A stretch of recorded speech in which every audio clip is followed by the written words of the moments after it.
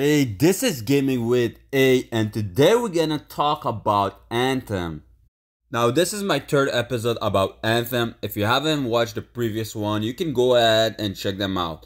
Every Friday, I'm gonna release one video about Anthem, so until the launch date, because I'm very hype about it, and I wanna share what I know about this game. And today we will talk about the in-game content about Anthem, everything we know up until now. So why this end game is very important for me and for the community who want to play Anthem. Because those type of game start at the end game. And if there is nothing in the end game, well, it's gonna be boring, guys.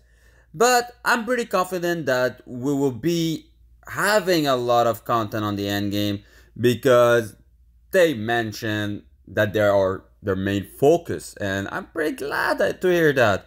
So let's go ahead and see exactly everything I collected for the end game, and so it's not gonna be everything, but it's everything they teased up until now. So first thing first, you're gonna have 4 different javelin. If you want, you can call them class within the game. And each class has their own unique skills, own unique weapons, own unique gears. So there is a lot of customization happening on those 4 classes different. And you as a person, as a freelancer, you will have to choose whenever you want which javelin you want to use for this mission. So you can switch them one and another. So think about it, that will be considered as an end game grind just to level them up. Actually, your level is with your freelancer, but just to grind the gear for the 4 different javelin you have. Now the loot, how it works exactly, from what I saw, they mentioned the loot resemblance a lot of Diablo 3. If you don't know, Diablo 3 is like whenever you drop a specific weapon, let's say for example, the Hammer of God. This one have, let's say for example, 1 to 100 power and 1 to 100 health, just for the purpose of example. Now, every time those stats will be dropped randomly between the 1 to 100 power and 100 health. So sometimes you're gonna have the best weapon but with the worst stat ever. So you will have to grind and grind and grind again so you can get the better stats one. So there will be a lot of grinding and a lot of RNG based on the stats you can acquire from your weapon.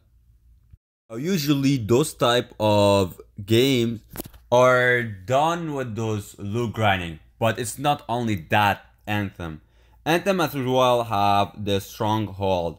The stronghold, people are usually comparing that to dungeon, but Ben Scott doesn't really compare that to a dungeon. The reason why, it is in an open space. Usually dungeons, if within the MMO world, it is in a cave, which is true. Yeah, it makes sense.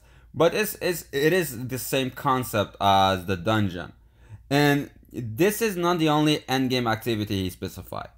It's just the only one we currently showing and discussing at the moment. We will reveal more about how the endgame function and what type of content you can expect from it at a later date. Stay tuned, guys. Hit the subscribe button because as soon as there is more info about the end game, I'm gonna release that on my YouTube channel because I think the end game is the most critical part for Anthem to be successful. Now, he mentioned as well about the stronghold. There will be difficulty mode. It will influence reward. More on this later. So guys, there is gonna have difficulty mode. So for example, if your first time you're doing stronghold, perfect, fine. Now I'm becoming an expert and it's becoming so easy for me, the stronghold. I wanna like get it harder. No problem, guys. Adjust the difficulty mode and you're like, what you're gonna fight are gonna be stronger or they're gonna be more mob. I'm not sure how it's gonna work. We're gonna have more detail, but we will get more reward if we get it a harder version, if we win the harder mode. Now finally, they cannot talk about specific about the end game, and they want to keep it secret. Obviously, me, I'm all about the end game. I'm very excited about this game. So here, what else they can say about the end game? The end game is really important, like really important, 100%, bro. You get it. It's very important, and I agree with you. Now, what else? The end game get more important the day after launch. Duh, because before launch, who's gonna do the end game? When it's launched, this is where the people gonna grind up to the end game. Now, the other one, replayability is a core goal of the content. Yeah, I agree, man. Like everything has to have a replayable value. Now, just for that, it remind me I remember seeing, I read a lot of articles, so I don't have them all in front of me, but I remember seeing one of the articles saying that, for example, if I have a friend and I already did the content, I can help him as a mentor and I'm gonna get some mentor reward. So my reward will be way different than his reward. So it will encourage me helping other player and getting some mentor reward. So this is fantastic. So you can go to lower end games and still get good reward. So this is what I wanted to bring out by reading this. Replayability is gonna be very important. The community is going to help us improve, shape, and drive the long-term direction of the endgame content. You have no choice. We will involve you and we will listen to you. Holy shit, this is amazing, guys.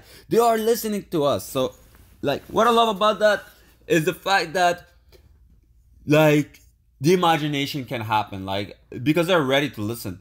And this is critical, and this is what most of the gamer will be happy. And guys, let's make this game an awesome game and the best game ever, because I'm fucking down with that. Now, the other thing he said, the end game should be accessible to as much as of the community as possible, but it shouldn't be watered down in the name of accessibility. That's great as well.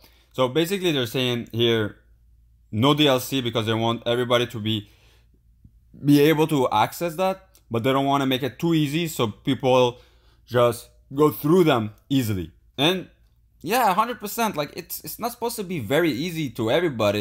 It's supposed to be difficulty cap and scale, some content very hard that it's impossible for me to do it until I maxed out. And I agree. On the next one, content can be difficult, exciting, rewarding, and still be accessible. Holy moly. I love it. It should not foster toxicity or elitism. Alright, nothing so great from that. It should reward achievement, skill, and mastery. Yes, I love reward, guys. Easy to understand, difficult to master. Yes, that's very good, guys. Now the next one is puzzle secret and discovery is cool. And yeah, I love that discovering. This is probably in the free play. If you haven't watched the video, I made one last week. It's gonna be in the description down below, so watch it. And then the last one, before last one, real talk, we will make mistake, but with the help of the community, we will also make it great. Guys, we all know every game developer make at least one mistake in their launch, and sometimes they fix it, sometimes they don't care. Now the last one, we have a lot to prove and show you as we get closer to the launch. We look forward to showing everyone our plan, then listening to your feedback and your idea. Oh, yo, guys, I don't know about you, but just stating that get me so excited. I'm so hype about Anthem. What about you? Are you hype about Anthem? If you are, hit the subscribe button. Leave a comments down below and let me know what is exciting you the most. Because me is actually what I did this video for. So thank you so much for watching this video. Hit the subscribe button and I will see you on the next one.